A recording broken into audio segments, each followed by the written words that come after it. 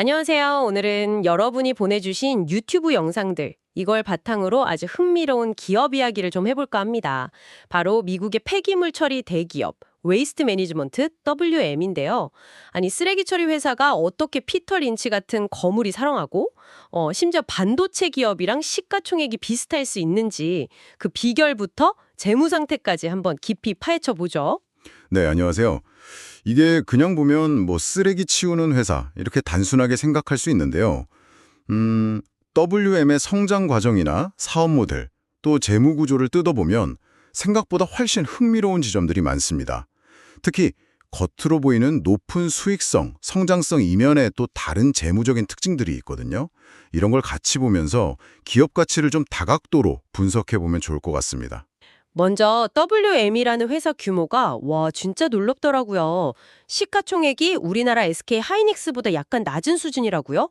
포춘 500대 기업이기도 하고 보통 뭐 쓰레기 같은 주식은 PR라고들 하는데 여기는 말 그대로 쓰레기를 다뤄서 엄청난 가치를 인정받고 있는 거네요. 그렇죠. 시작은 1968년인데요. 웨인 후이젠가라는 인물이 원래 가업으로 하던 쓰레기 수거 사업을 크게 키운 겁니다. 핵심 전략은 아주 공격적인 인수합병, M&A였어요.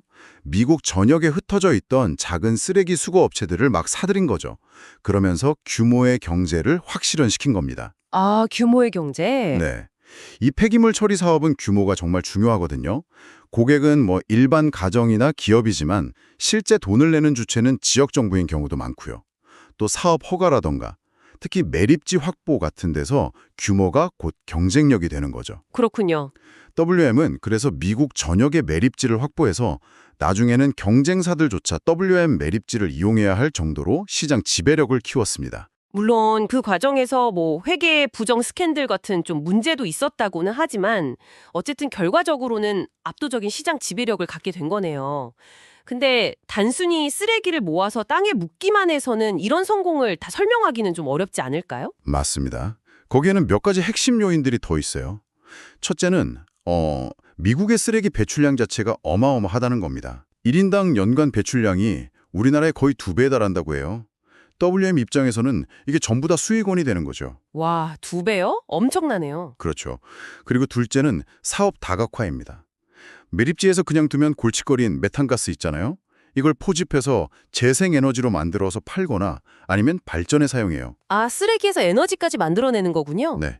정부의 친환경 에너지 지원 정책 덕분에 이게 또 사업성 확보에도 도움이 됐고요. 그렇겠네요. 다만 이 부분은 뭐 앞으로 정책이 어떻게 바뀔지는 좀 지켜봐야 할 부분입니다. 아, 정책 변화 가능성 그것도 고려해야겠군요. 네. 그리고 정말 흥미로운 게 바로 AI 기술 활용이에요. 맞아요. 저도 영상 보면서 이 부분이 정말 인상 깊었습니다. AI라니. 미국은 인건비도 비싸고 재활용 분류 같은 게 워낙 복잡해서 골치 아팠다고 들었는데 WM은 이걸 AI 기반 자동 분류 시스템에 투자해서 해결하려고 하더라고요. 뭐 수거 트럭 단계부터 카메라 센서로 찍고 처리장 컨베이어 벨트에서는 광학 센서로 보고 심지어 쓰레기에 붙은 브랜드까지 식별한다면서요. 네. 그래서 분당 거의 1000개 가까이 분류가 가능하다고 합니다. 1000개요? 사람이 하면 한 50개에서 80개 수준이라던데. 그렇죠. 엄청난 차이죠.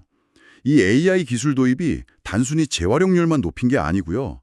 노동 강도도 낮추고 또 고질적인 문제였던 인력 부족 문제 해소에도 기여를 했습니다. 자동화 시설은 한 4명에서 6명이면 되는데 기존 시설은 50명이나 필요했으니까요. 와, 정말 쓰레기 처리의 혁신이네요. 그럼 재무적으로는 좀 어떤가요? 안정적으로 돛은 잘 벌고 있는 건지 궁금한데요? 일단 매출하고 이익은 꾸준히 성장하는 추세입니다. 그건 좋아요. 특히 영업이익률을 보면 10년 평균 한 17% 정도, 상당히 높습니다. 17%면 꽤 높은데요? 그렇죠. 그런데 재무제표를 좀 더 자세히 들여다보면 주의해서 봐야 할 부분들이 있습니다. 우선 부채 비율이 10년 평균으로 보면 300%가 넘어요. 상당히 높은 수준이죠. 300%요? 자기 자본보다 빚이 3배 많다는? 네, 그렇습니다. 그리고 유동 비율, 그러니까 단기 부채 상환 능력을 보여주는 지표는 100% 미만으로 좀 낮은 편이고요. 특히 2024년에 또 M&A를 하면서 부채가 더 늘었습니다. 아, 부채가 계속 늘어나는군요. 네, 그래서 이 높은 부채 때문에 이자 비용 부담이 상당합니다. 매년 벌어들이는 순이익의 약 24% 정도가 이자 비용으로 나가고 있어요. 순이익의 4분의 1 가까이가 이자로. 와. 그리고 또 하나 중요한 게 이 사업 특성상 매립지나 차량 같은 유형 자산에 대한 지속적인 대규모 투자가 필수적입니다. 이걸 자본적 지출, 캐펙스라고 하죠.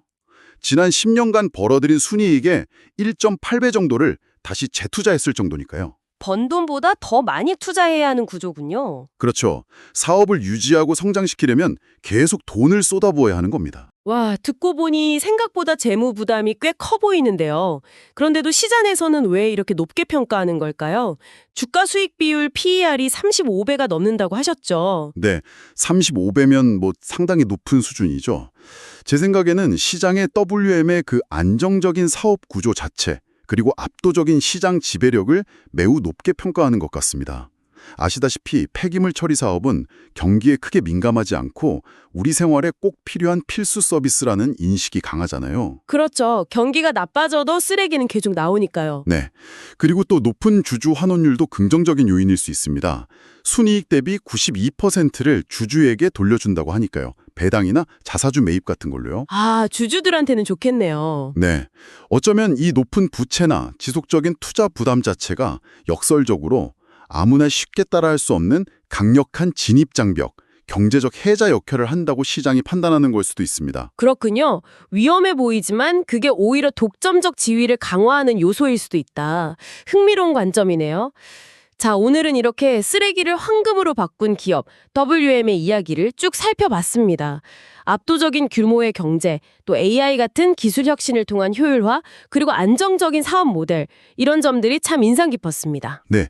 동시에 또 높은 부채 비율이라던가 지속적인 투자 부담 같은 재무적인 과제도 분명히 안고 있었죠. 외형적인 성공과 내부적인 재무 건전성 사이에서 이 기업이 어떻게 균형을 잡아나갈지 앞으로 지켜보는 게 중요할 것 같습니다. 여러분은 어떠셨나요? 우리가 매일 그냥 버리는 쓰레기 속에 이렇게 거대한 비즈니스, 또 첨단 기술과 혁신의 기회가 숨어 있다는 사실이 놀랍지 않으신가요?